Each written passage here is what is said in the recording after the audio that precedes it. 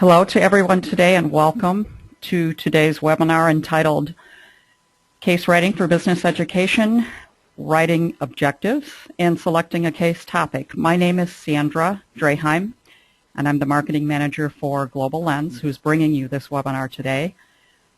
GlobaLens is the publishing division of the William Davidson Institute at the University of Michigan. Before we begin, I would like to check the audio with all attendees who are here. So if you can hear me, please click on the icon on your screen that looks like a hand. By clicking on this, you are telling me you can hear me clearly.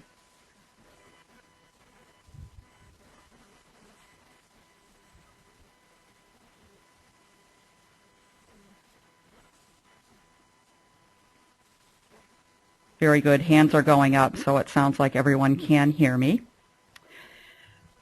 If you have specific questions during this webinar presentation, please type them into the dialog box on your screen and press send.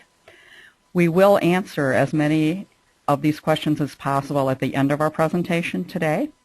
Before I turn the webinar over to our presenter, Dr. Marc Robinson, I'd like to take a quick poll of all attendees here today.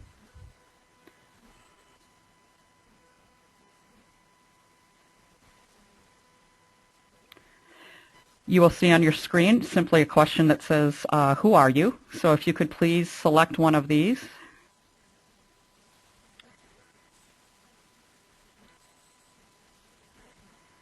Very good. I'll close this.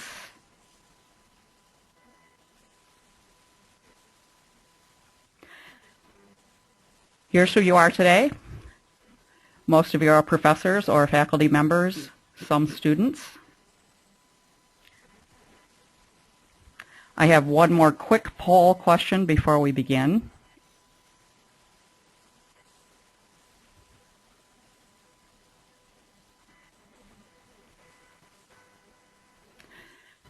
If you are a professor, could you please tell me the answer to this question?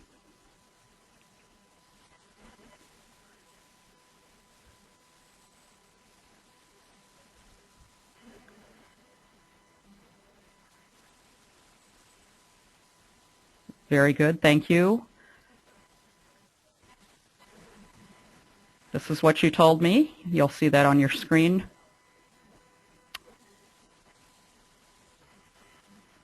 Very good. At this point, I'd like to turn over the presentation to Dr. Marc Robinson. Thank you very much. Marc? Thanks, Sandy. I hope everybody can hear me too. Actually, if I can get you to one more time hit the raise the hand icon and let me know that you can hear me. Okay, I am actually in a different office from Sandy, so I'm going to have her pop back on here and tell me that that she can see that everybody can hear me okay. Yes, we are having hands raised, so it looks good. Okay. Perfect. I just wanted to make sure of that before we got into this. Again, thank you very much for attending the webinar today. We're going to do our best to give you some valuable information on writing objectives and selecting a case topic, which is the beginning of the case writing process. I'll give you just a very brief introduction to myself, if I don't have technological problems. There we go. So my name is Marc Robinson. I am the director of GlobaLens here at the William Davidson Institute. I've been here for about 3 years. In that time, we've seen a pretty dramatic rise in case adoptions, both here at the business school at the University of Michigan and in business schools that work with us and purchase our products. We've written about 450 case studies in the last 3 years or so. And have recently added 3 complete courses, most of which are made up case studies, and most of which are broken up into teaching modules, which are about 3 or 4 class sessions of teaching with a comprehensive teaching note that gives you specific information about how to use the cases, but also to how to move between cases in teaching a set of content. Formerly, I was the Director of Distance Learning at Schoolcraft College, and I was an instructional designer at Capella University. I've also been a consultant in national security and anti-terrorism and a career U.S. Air Force officer. I wanted to tell you that I do believe very strongly in the case method and in action-based learning. From my very earliest educational experiences, I've found that is the way I learn the best. I know that's not necessarily the way everybody learns the best, but I do believe very strongly in this. Sandy, who you briefly were introduced to at the beginning of this, is our marketing manager here for GlobaLens. She's doing a lot of work in putting together these webinars as well as some other informational sessions and presentations at upcoming conferences. So I'll make a plug for both the Academy of Management and the Academy of International Business later on this year, where Sandy and I will both be, as well as other staff members from WDI. I do want to add one more comment to what Sandy said about the questions. As you think of them, please do enter them in the chat box there and hit enter. We will answer as many questions as we have time for. I want to respect the about 50 minutes that we have left that you've allotted to this. If we do get more questions than we're able to answer, we will follow up with an email as well as give you a way to access this presentation and some additional support materials that we might talk about later on during the presentation. So here's a quick agenda of what we'll talk about. I'll give you a very brief information on GlobaLens and the case writing competition, which I have a feeling many of you are here attending this in preparation for that. Very quickly on teaching and learning theory, and then getting right into the case method and the couple of topics that I know everybody is interested in here. So I'm going to introduce you to writing really good objectives for the case study, kind of as an entry point to writing case studies at all. So I wouldn't be a very good host if I didn't put up my objectives for the webinar. After participating in the webinar, I want you to be able to at least describe the way adults learn and define case-based learning or the case method, as well as be able to write good objectives, choose a topic, and start on the outline of your case study. So very briefly, GlobaLens has been around for about 5 years as the case writing partner to the University of Michigan's Ross School of Business. We do write cases here. We have 3 full-time case writers on staff, as well as Sandy, who does the marketing, and Molly Jean, who does our project administration. We receive the submitted material, so if you write case studies that you would like us to consider for publication, we would be happy to do that. There is information on our website, which is globalens.com with one L, G-L-O-B-A-L-E-N-S.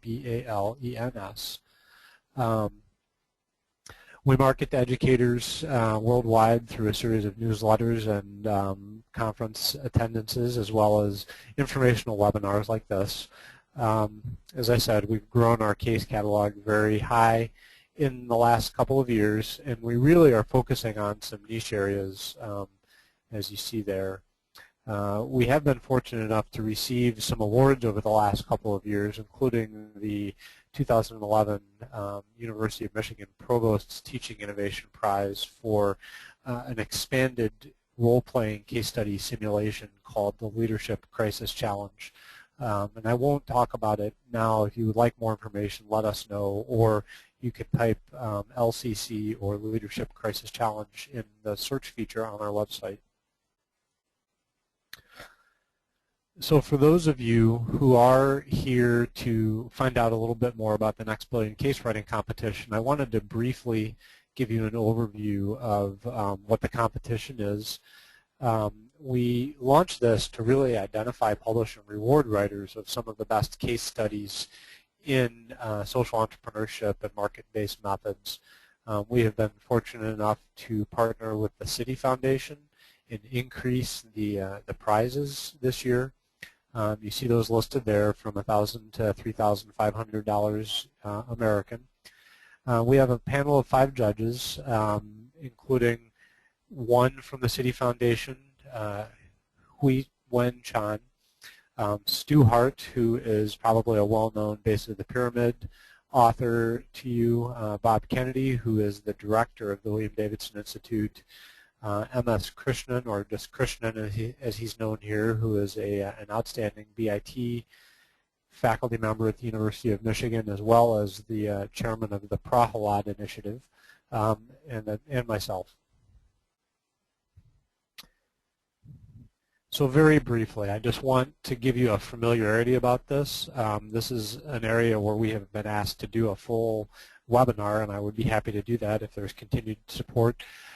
Just a reminder that the way adults learn is different than the way children learn, and most of your students are probably learning more like adults than children, especially if they're master's degree students.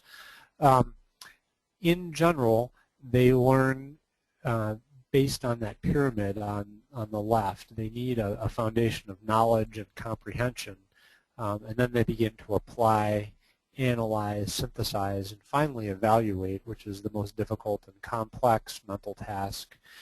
Some other things to keep in mind as you're writing your case studies is that adults really need to understand the reason for something. They need to know why.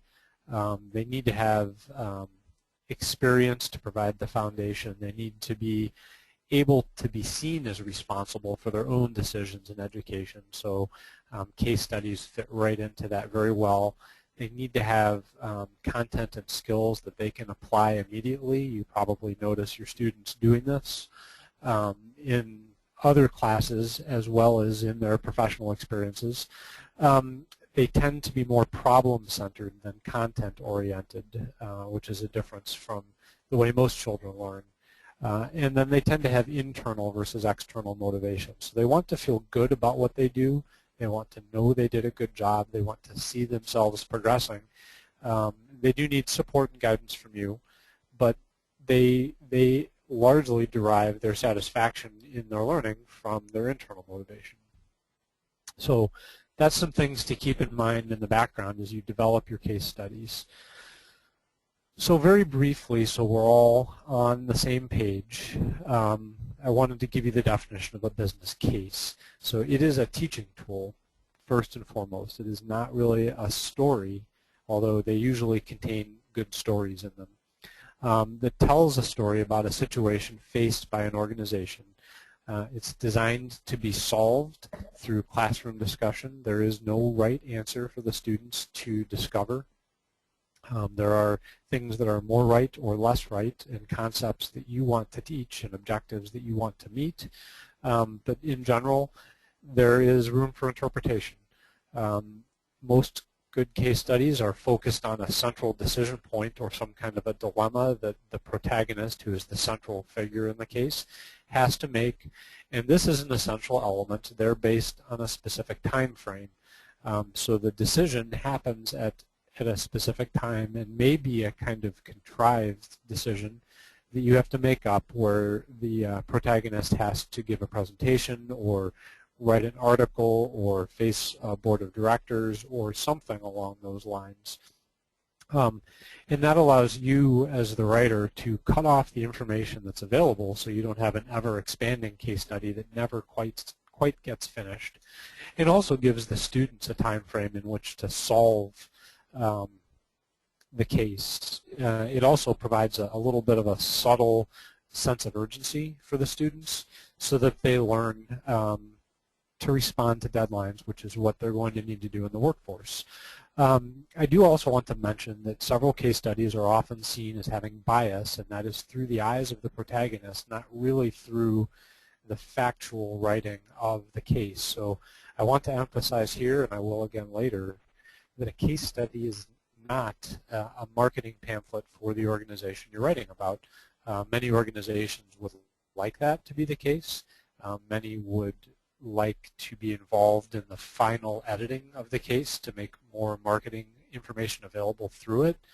But in the end, it's a teaching tool.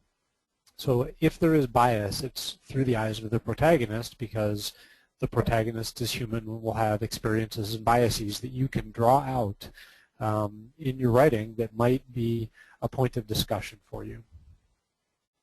So very briefly, what a business case is not just a simple summary of events, which we call a profile here. It's not a research paper. It's a little more approachable in its writing style. It's not overly footnoted or overly cited within the text, although if there is research that needs to be done, there is an area for references in the back. And as I said, it's not a marketing tool for a feature organization. There are several advantages to the case method, and you can see those listed there. The things I like the best about it are they're real, they're personal, and it gives some teamwork and communications opportunities. Some of the disadvantages that you'll hear people talk about is they're very specific, and they are. They're one business decision or one business dilemma, which you write extensively about. It's post hoc. It's already happened. Although you can write case studies that become timeless, even though they are written over something that has already happened. It's a truncated experience because it's focused on one set of people, on one event at some given time frame, but that keeps it from expanding into an ever expanding, I guess, cycle of time for your students to analyze it. It takes some skill to write case studies well. That's the #1 thing we hear when professors begin to write case studies is, I didn't know this was quite so hard. That's one of the reasons we do have 4 case writers on staff here. And we work hard to keep their skills very high. It is a specialized skill, although it is one you can learn and one we're happy to help you with. So we do have another poll question here, so Sandy is going to jump back on the line very briefly and make sure everybody has a chance to catch their breath and answer a quick question. Hi, Sandy's back again. You should see on your screens now another question to answer. If you could indicate which best describes your particular answer to this question, that'd be terrific.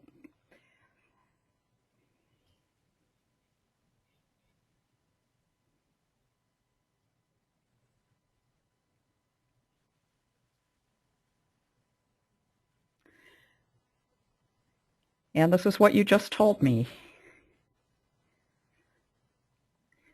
Thank you. I'll quickly turn this back over to Mark.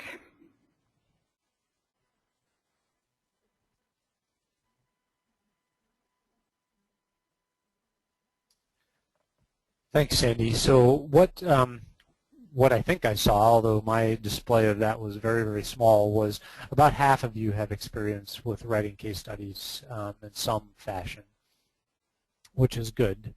A little higher than the fraction we normally see, which is also good. So quickly, the case development process has about 7 steps, which are listed here. I'm going to cover really the first 3 of them, which I've lumped gathered information from credible sources and create the outline into one step because they happen simultaneously. And you'll see that as we progress through here. So let me talk a little bit about teaching objectives. This particular teaching objective is one that we commonly see here when we begin crafting them for any kind of teaching materials and kind of case studies. Demonstrate an understanding of the roles companies play in market-based solutions to poverty alleviation, funding sources available to startup companies that choose to operate in the BOP or base of the pyramid sphere, justify using BOP terminology. There's a lot of words there, and many of you probably say, well, I can decipher what is going on, although I will submit to you that if you look at the criteria for a good objective, that particular objective is unclear. It's not certain what you want the students actually to be able to know or to be able to do. Anything that starts with demonstrate an understanding of, I feel strongly is not really accessible. How do you know when the students demonstrated their understanding of that? There's a lot of jargon in there, so if you're not familiar with the base of the pyramid content area, you might not have known exactly what they were talking about. So again, that demonstrate an understanding phrase is kind of a buzzword for a learning objective that if you were working with me, I would challenge you to go back and rewrite it, and I'll give you an example of how we can do that. That actually was a teaching objective for a case study. So I'm waiting for this to update. I think 100% of you can see it now. This is a refined version of that same objective. After discussing this case, students will be able to choose the best funding source available to MoVirtue, which is a company we worked with, and justify the choice using BOP terminology. In talking to the professor, that is actually the skill that he wanted students to be able to gain and then to be able to perform after they read the case study in class. So I'm not going to put the two back up together, but I think you can see that that one is a little clearer, a little more accessible. It's not full of jargon. The students understand what they're supposed to do, and it lets you define a teaching methodology. So developing good teaching objectives is critical to writing good case studies.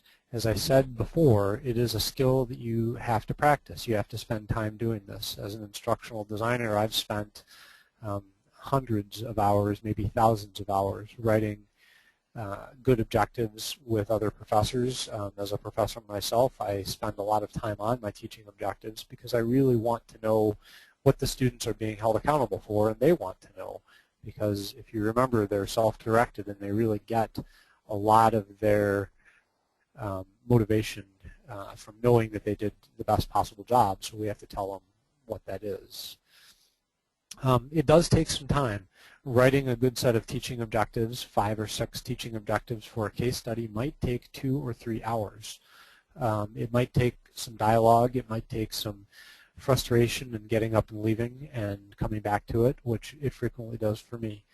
I always start with some kind of a model or some kind of a teaching discipline, objectives that I want the students to gain, and a taxonomy. And I will give you an example of a taxonomy in a little bit.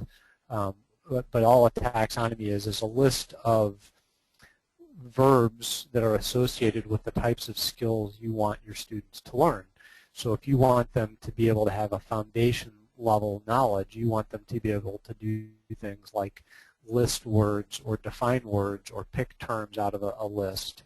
If you want them to be able to create something to show that they can synthesize and analyze, you're going to have them create a financial report or create a newspaper article or write a critical analysis of 2 different concepts or something like that. And there's several steps and stages in between.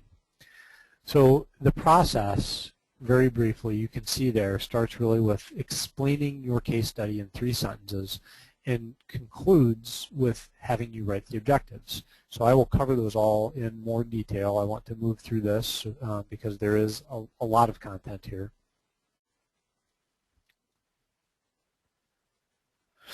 Okay, so the first step is explain your case in 3 sentences. This is not a hard and fast rule, but I found it's an easy entry point and it's something everybody can get their head around. So if you can come up with 3 sentences that are concise, that are explanatory, easy to understand, and jargon-free, and rework that set of sentences so that students of different skill levels will really understand what it is that the case is trying to get across to them. This is likely 3 sentences that your students will never see. You may put a synopsis in the front of the case or in your syllabus, but in all likelihood this set of 3 sentences is for you and anybody that you are working with, whether it's another professor or an instructional design team or a professional case writer. I hope you can all see the sentence that's written there. I will read it briefly, not to insult your intelligence, but because I know that some displays are not as good as others. It says, today's sales professionals must expand their perspective to see their role in an enterprise-wide cross-functional context. This case addresses the basics of selling skills as well as the core sales management building blocks, including organization, compensation, motivation, hiring, training, sales tools, process, and leadership. The goal of the case is to show how integrating the sales function within the company's strategic planning increases productivity and profits. So there is some jargon there. There is a little definitional information. But by and large, that's a pretty decent start. This is from an actual case study that we wrote. This is at least the 5th or 6th iteration of these sentences, not including anything that the professor did when he was not talking to us. The next step is to identify 3 to 4 key questions. And this term key questions is one specific and kind of peculiar to instructional designers. The term key question is really means there's not an easy to define, or maybe there is no answer. You know you've hit upon a key question if the students disagree about what the right answer is, and an even better key question if they disagree in equal proportions. Most key questions, though not all, will use how or why as the starting point for those questions, and avoid questions that students can answer in a sentence. So what questions tend to be that way? Who questions tend to be that way? Some examples are listed there, such as how do people become leaders? I've studied leadership for longer than I care to admit, at least 25 years, and I have different opinions at different times and in different contexts. Almost everybody has a different opinion of that. That's a good key question. How do you motivate people? Another good key question, because there's different ways to motivate people in different contexts and with different experiences.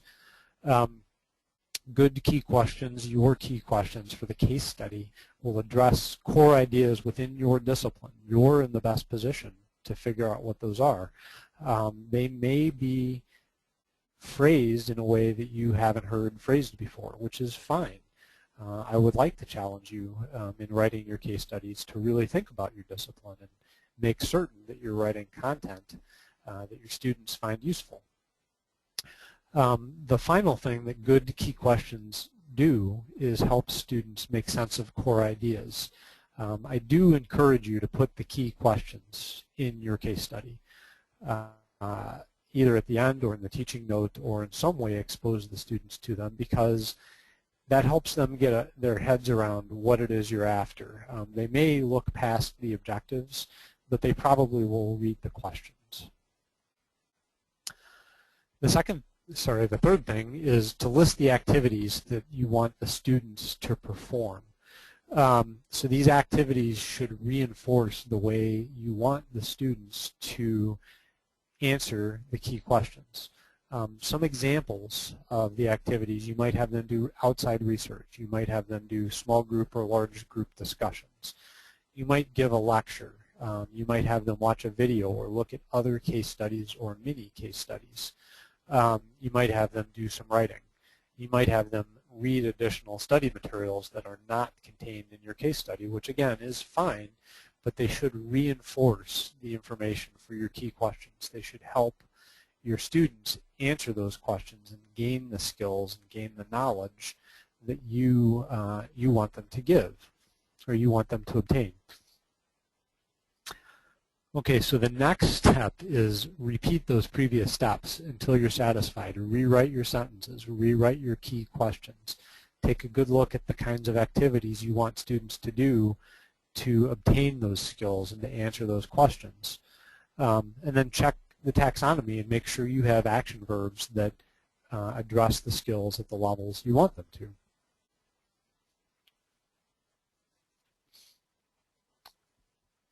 So the next step is to help the students prove that they know the answers to the questions. So I make a distinction between knowing and doing. You've heard me say it several times. Knowing really relates to facts, ideas, and concepts. I feel very strongly that you have to understand concepts behind decisions before the students can deal with the concepts and the decisions. Explanation is important here. This is where you as an instructor can help draw the information out and help the students find it.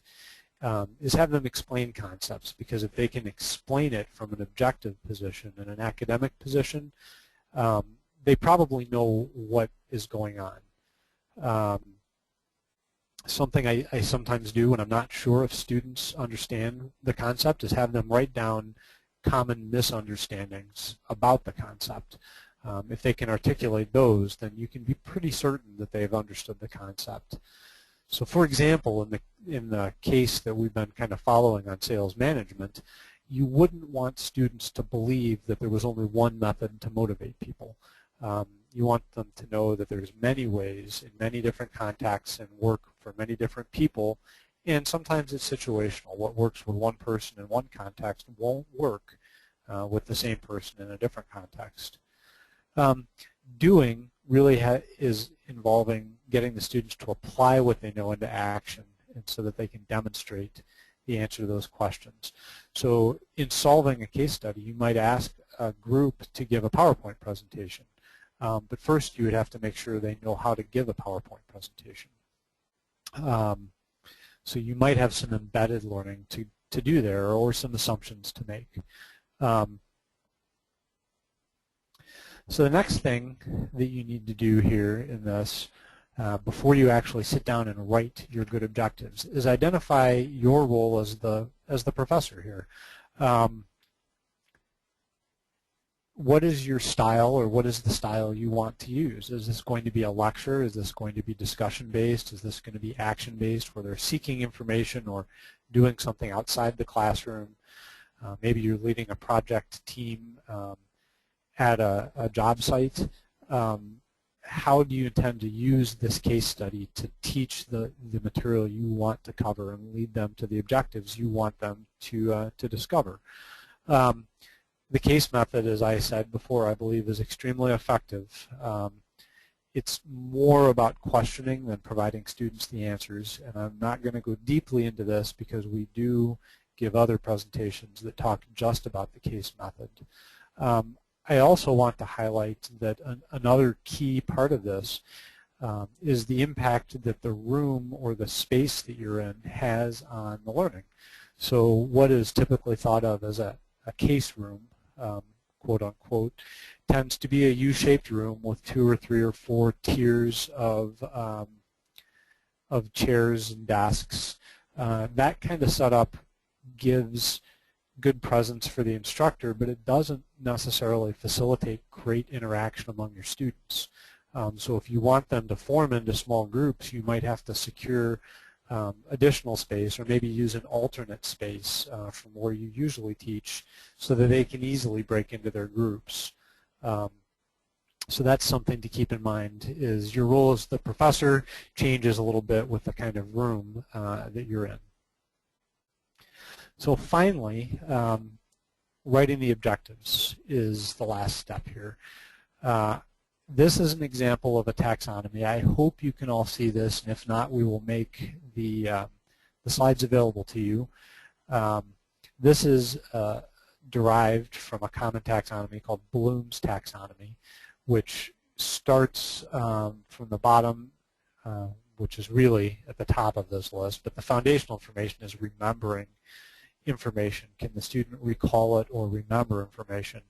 Some of the action verbs that are associated with that are define, duplicate, list, memorize, recall, repeat. These should sound pretty basic to you, and they are. And it goes up to evaluating, can a student justify their stand or a decision? So verbs like argue, explain, defend, judge, select, support become important. And finally, the top level is creating. And some of those action verbs are assemble, construct, create, design, develop, formulate, the things you would expect a professional to do in his or her practice. So again, we will make this, this available to you. I know it can be difficult to see, but I think this is a decent list and a good starting place for you. Okay, so finally we're to writing the teaching objectives. I said before, maybe you caught it, I didn't emphasize it, after discussing this case, students will be able to. I tend to try to start all of my teaching objectives that way, because I want this to focus on what the students can do and should know at the end of using a case study. That gets you into their minds and helps you to write something from their point of view. So here's a couple of examples of objectives that were used in a particular case study. We went back and forth on the top one, that the students should be able to empathize with the frustration and pain felt by urban residents using transportation in cities around the world. That's a tough objective to assess. We agreed to leave it in there because the case study did a pretty decent job of drawing that out. Some of the other objectives, which are a little more concrete and accessible, are to assess the business opportunities for SMART's integrated mobility hub, or to make a pitch for SMART's Los Angeles hub project to an investment firm. So you can see those kind of move up the ladder from less complex to more complex for the students. They're all pretty concrete. They're all pretty accessible. And I think they do a good job of framing where we want the case study to go. Okay, so the next thing I want to go over very quickly is the teaching note.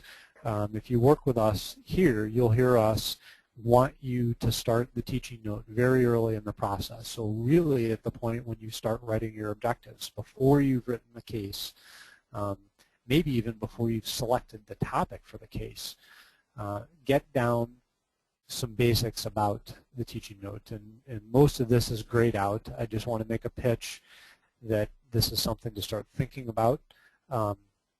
The four major components are the overview, purpose, analysis, and pedagogy, and we're really talking about the pedagogy here, how you want the students to be able to learn.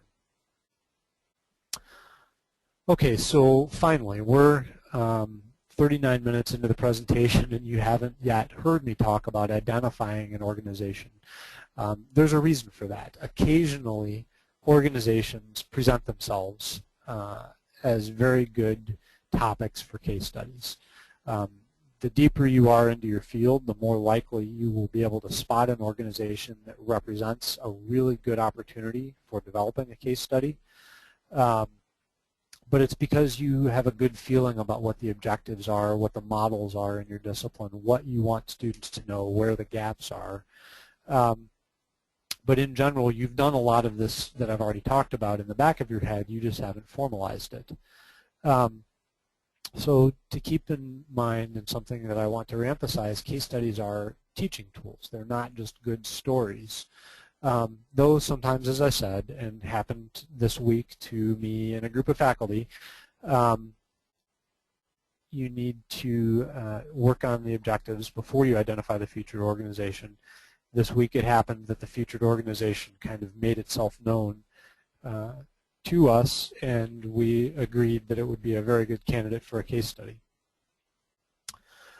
So now that you've got some objectives in the background, you understand where you want the students to go and how you're going to help them get there, we can identify what organization will fit that case study framework. One of the first questions you need to resolve is whether this will be a real situation or a fictional situation. In general, we try very hard to steer away from totally fictional situations. We do use them. The Leadership Crisis Challenge, which I spoke of before, is a completely fictional situation, but it's because we compile so many crises into a very small learning event that we draw from many different organizations in one industry and sometimes across industries to build a crisis for the students to respond to. But in general, students will see through fiction very quickly and will become more interested in trying to figure out if it's a real company or what company you're trying to hide than they will in trying to solve the problems that you want them to solve. So that's the next bullet there, that the analysis will focus on how the case diverges from reality. It is shocking how fast students pick up on this. So again, I'll emphasize this. Try to use real situations. Fictional ones can be used. They're just much more complex and much more difficult for you to do. you can use a single event or you can use a set of composite events. Sometimes the reason you might want to use composite events and shrink it down into one event would be privacy. It's easy to identify who was making the decision, and that person does not want to be identified. Sometimes a team made a decision and you want to make it more approachable to the students. It's tough for an individual to put their mind in the setting of a team, but it's easier for an individual to think, wow, another person had to solve this, so I should be able to too. Sometimes decisions get made over time and you need to shrink those down. Sometimes in a case study you want to draw them out. So this can go both ways. So some other things that would be important for you in selecting a featured organization would be gaps in available cases.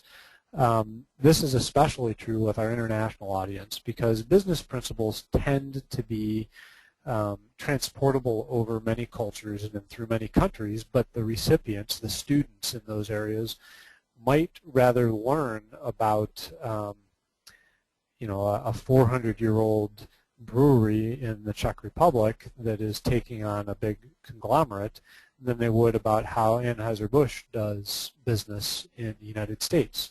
So the business concepts might be very similar, but the context can be very, very important to the students. So if you can identify a gap in available case studies in your teaching, that's very important.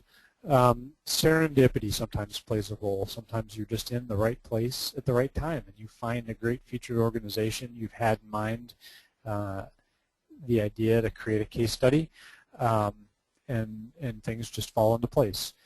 Your personal or student experiences from your history or from your student's history or projects can be a great catalyst for creating a case study.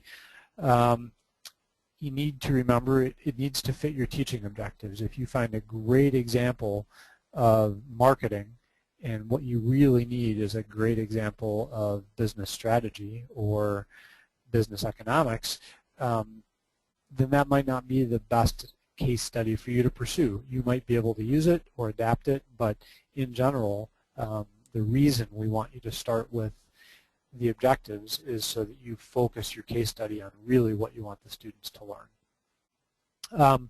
Finally, you need to make certain that the featured organization accepts that you're going to write a case study about them and that eventually, in some way, this case study will be published, whether it's through an organization like ours in a textbook or simply through your school to hand out to your students.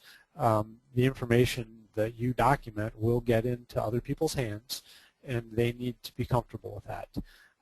We have a document just simply called How to Write a Case Study, which gives you some tips and pointers and starts to get at the best practices and making certain that the organization knows that they're going to be written about. In general, the earlier you can tell them and the more information you can give them about how the case study will look, where it's going to be used, how you're going to market it, the better it will be for you. What you absolutely don't want to do is wait until the very end when you've already written the case study, you've talked to the people, you've gained access to the insider knowledge, and then tell them that you've written the case study and you really, really want to use it and publish it. Because then it's much easier for them just to say no. We've had that happen a few times. We've had a good track record, but I can tell you with complete certainty that the earlier that the professor has let the organization know that the case study will be written, the better chances we have and the less energy we have to expend in getting them to accept it. So the next step in identifying your featured organization would be identify the kind of case you want to write. Do you want it to be a decision focus? So when you put your students in the mind of the protagonist, what do you think they should do? Do you want it to be evaluative? Do you want it to be about what somebody else did and have them make value judgments about what they did? Do you want it to be descriptive? So this is the profile, a running narrative of information that doesn't really come to a decision point, just describes a given situation, maybe a snapshot of 6 months of the evolution of a hospital or of a new business that was launched. Finally, you can also select a type of case called a critical incident case, which is just raw data as it comes out. It's the emails and the transcripts of phone calls and the financial statements and the PowerPoint presentations with very little context and very little narrative. Those are the easiest to gather and the toughest to interpret. So that the spectrum there is kind of from the most difficult to write and the easiest to interpret and use in a class, from down to the easiest to gather and the toughest to interpret. Most of our case studies tend to focus on that top one, that decision-focused. I'll also tell you that in our experience, the decision-focused case studies are far easier for other professors to adopt in their teaching. And the reason being is that you probably know everything that happened in a given context in any of the other 3 types of case studies. So when you're teaching it in front of your class, you can draw on a wealth of knowledge about what actually happened and what people were thinking. Somebody that is not as familiar with that content will have a very difficult time understanding where to go. So the next thing you need to do is to choose a protagonist. Figure out who's going to be the central character of your case study. Classic case studies are character-driven. They center around a CEO or a charismatic figure or a management consultant or somebody who's unexpectedly thrust into some leadership position, some kind of a decision maker. That person will probably be your interview subject, who you want to get more information from. So some other teaching tools that you might choose when you begin writing and find that a classic case may not be what you want are conceptual notes and profiles. So I've talked about the profiles. A conceptual note would be about a concept that you need to describe. So something like the Toyota production system would be a conceptual note. We're actually in the middle of finishing a conceptual note about that. There's elements of the case study in it, but in the end it just describes the concept and gives examples. Again, I want to come back to the idea of bias, because there can and will be bias in the point of view of your protagonist. So because cases are written about a protagonist, they really have a single point of view. Because they have that single point of view of the protagonist, they're going to have some experiences and some mental outlooks that create bias. And you can draw that out and you can create that context for your students, but it takes an element of creative writing, which may be the most difficult part of case writing. This is where you need to tell a story and let readers know, let your students know why somebody thinks the way that they think. From the protagonist point of view in a case study, that's fine. But factual information really needs to be unbiased. You wouldn't want to write a case study that led with the idea that British Petroleum was the best company in the world, or maybe the worst company in the world, depending on your point of view, or that Coke was a far superior soft drink company to Pepsi as a central theme. The protagonist might believe that and might be working to make that true in his or her role, but it's not factually based. So really quickly, I thought I got all the builds out of the slides. I apologize. Your sources of information need to be credible. You can derive information from inside of a company. You can also get external data from the public perspective, from any kind of business press or any kind of conceptual narrative that you can find. So some first steps. I hope I've given you some things to think about. Will you contact the company, or are you finding everything you need online? Can you write this from purely secondary and tertiary sources? The best cases tend to have inside contacts. Do you have trustworthy contacts in the company?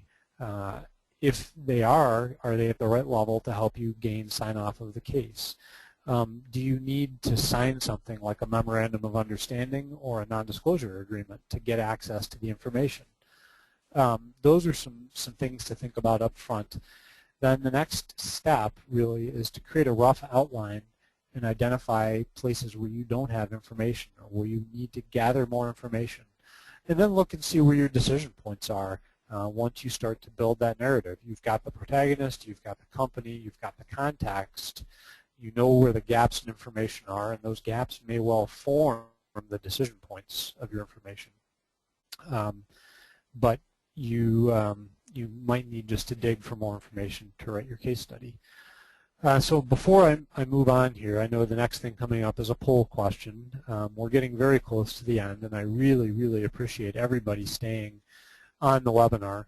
I have gotten a couple of questions, and I want to address them now. The first of the questions comes from Florida International University, and what is the ideal size of a case study? One of the first things that I was told when I earned my doctorate was it gave me the ability to say with complete certainty, it depends. So the ideal size of a case study really depends on what you're going to use it for.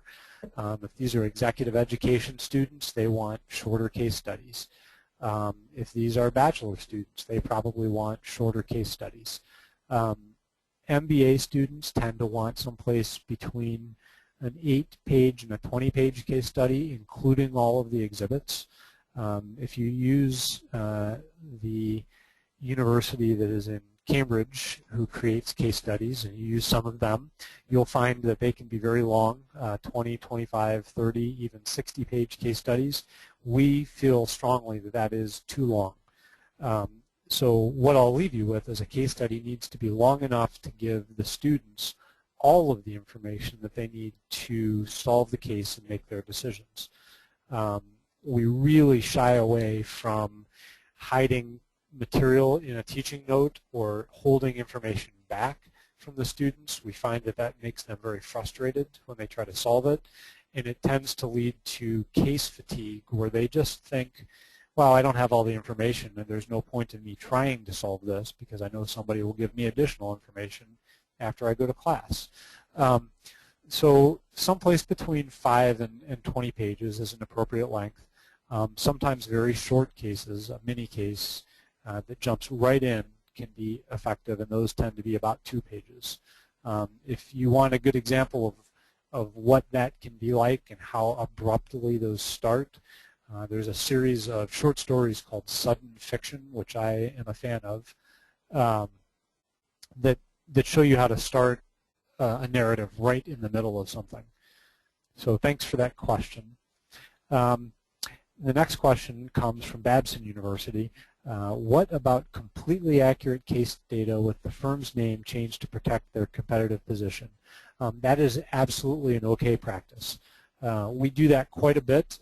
We've got probably 15 case studies in the works right now that have that exact parameter. You need to be careful because sometimes clouding the name isn't quite enough to cloud their competitive position.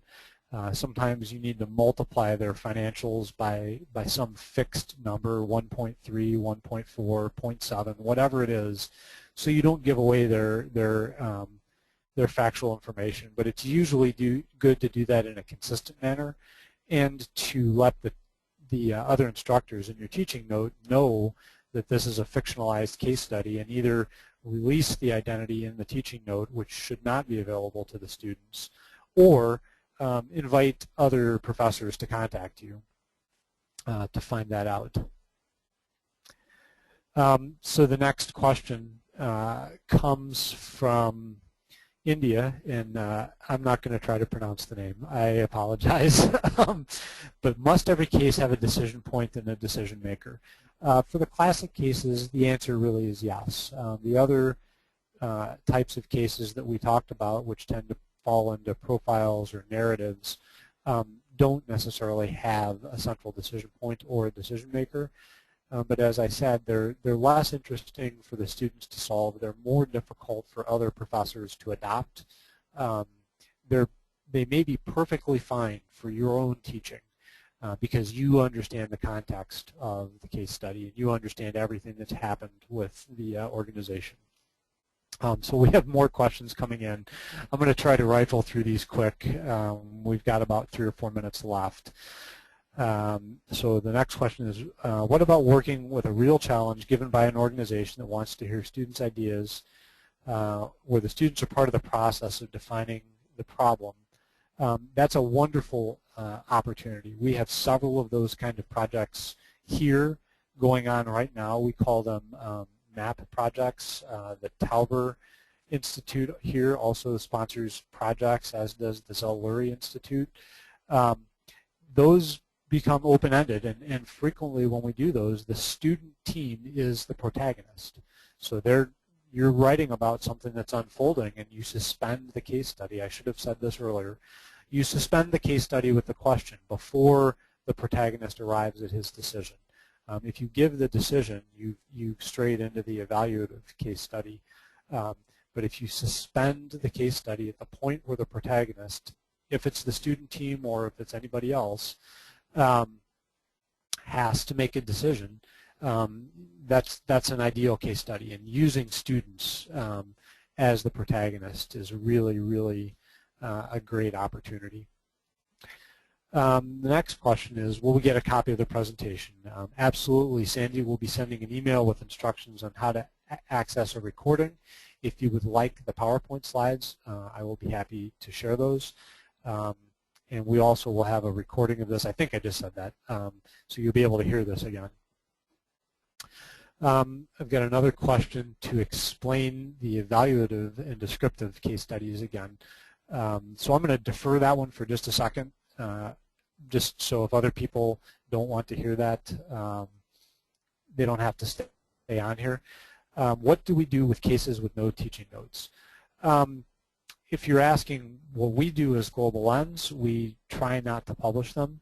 If you're asking what you do as an instructor, you know, if it's a teaching note or a case study you want to use that somebody else has developed, contact the instructor for their PowerPoint slides or for their teaching note. If it's something that is in our collection, there's a really good chance that if it doesn't have a teaching note, we've got one in the works, because we know that that's a limitation of some of our earlier case studies. But there's several things you can do, and if you have more questions about that, please feel free to contact me. We'll put our contact information up here in just a moment. Another question is, do cases need to be current to be good? Is 5 to 7 years too old? The answer is no. They can be 5 or 7 years old,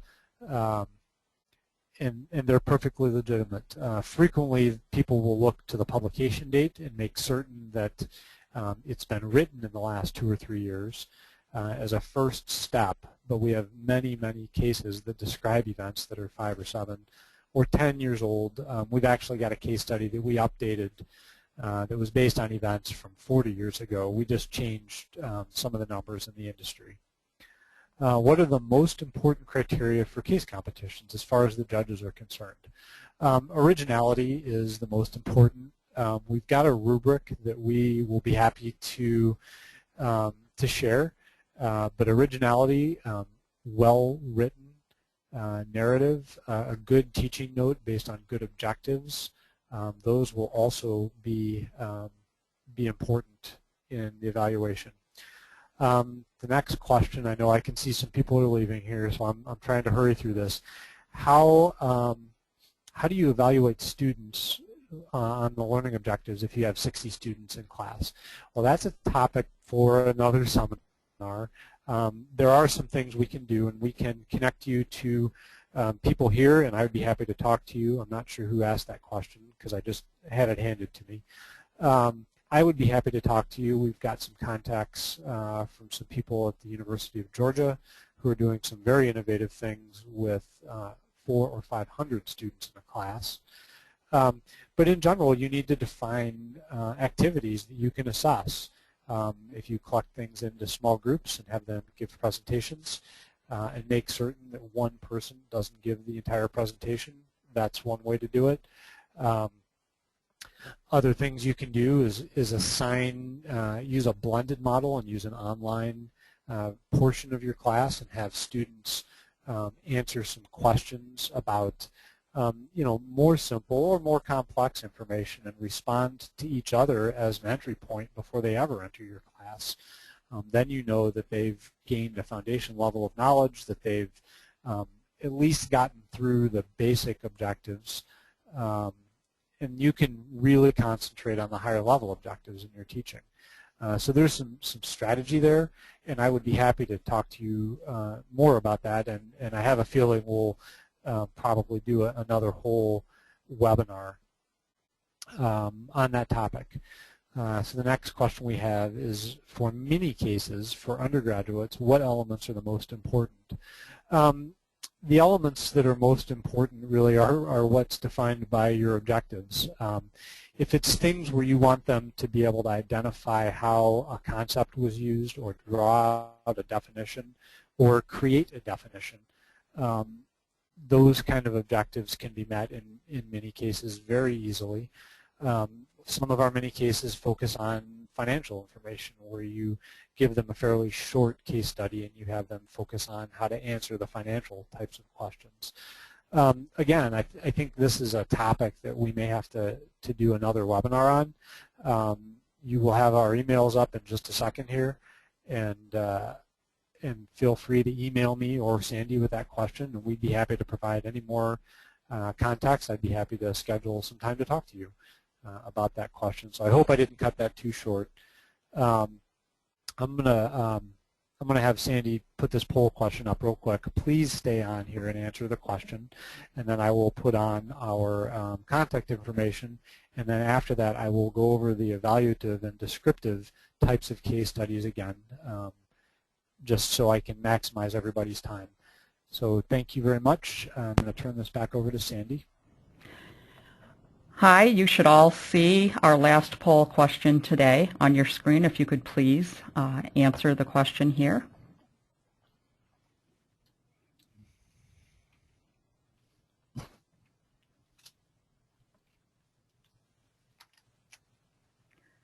Very quickly, this is what you just told me. Very good. If there are any questions that Marc did not answer today, don't worry, we will email answers to you. I have a record of all of them. Just to repeat that I will be sending all registrants and all attendees a follow-up email within probably 24 hours with instructions how to access a recording of this webinar, as well as the just the presentation itself. For any final parting words, I'm going to turn this back over to Marc.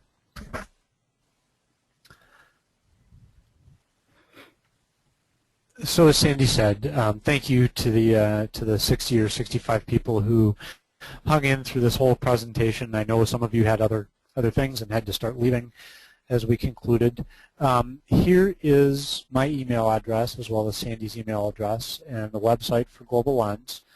I'm also going to give you my phone number, which is 734-615-9435. Again, 734-615-9435. If I didn't get your question or you have other comments or questions that I can help you with, I'd be happy to do that. I am going to be leaving here for another scheduled meeting here myself almost immediately. And so I'll have to accept the voicemail from you. But I really, again, thank you very much for attending this. I look forward to sharing other insights about case studies and case writing and case teaching with you as we move forward. And I really look forward to seeing some of your case studies come out in the next, hopefully, year and through our case writing competition. So for those of you that are staying on, I wanted to go back over the evaluative and descriptive types of case studies. I know that probably was not going to affect everybody, but for the person or people that ask that, an evaluative case study really goes over a situation and looks at a protagonist that the person has already made a decision, and you carry the case study through that decision. and then you're asking the students to decide whether that was a good or a bad decision and justify why they feel it was a good or a bad decision.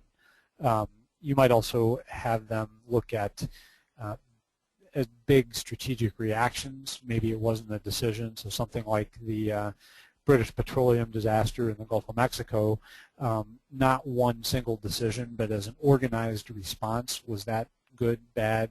Was it contextual? Was it dependent on the situation? Could things have been different? Would things have been different if it had been in another area at another time with different leadership, with different communications? Those can all be really good evaluative case studies. And then the descriptive case study, those are the profiles that I spoke about, which really just give a running narrative for a set period of time. They tend to be someplace between 6 months and maybe 2 or 3 years of summary data condensed down into the most important concepts. Usually these are heavily supported by exhibits, so financial statements, evaluations for key employees.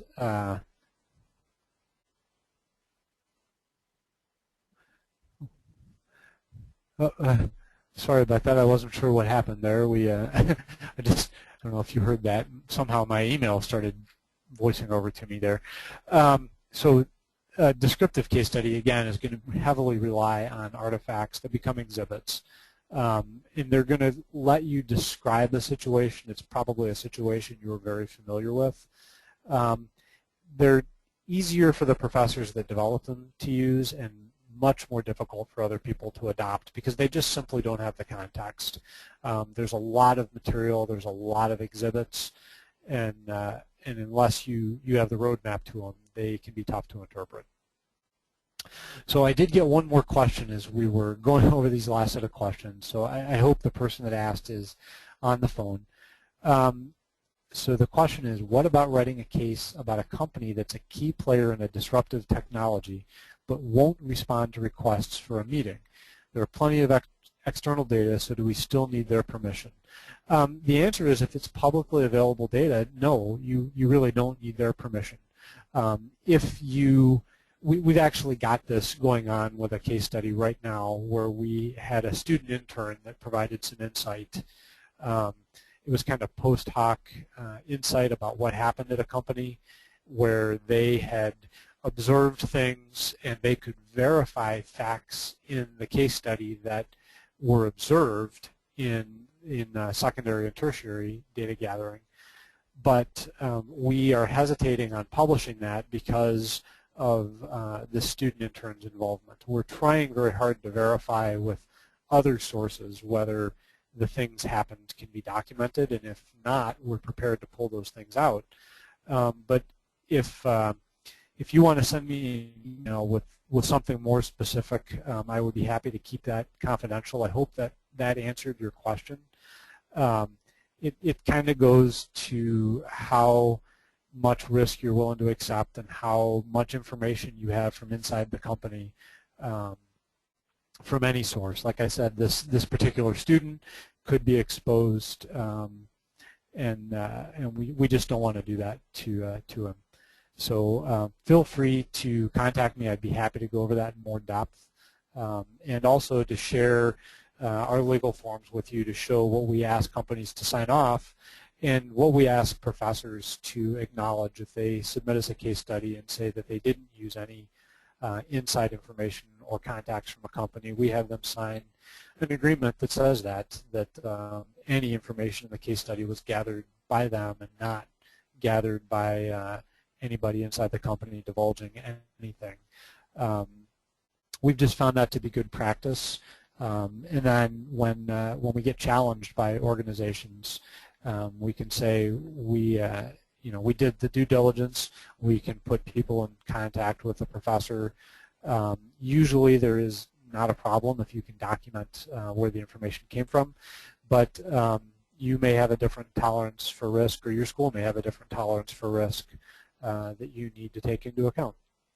So again, I see there's still about 40 people that have hung on for that answer. I really appreciate your interest and your paying attention to this. I really hope, I truly hope it helped.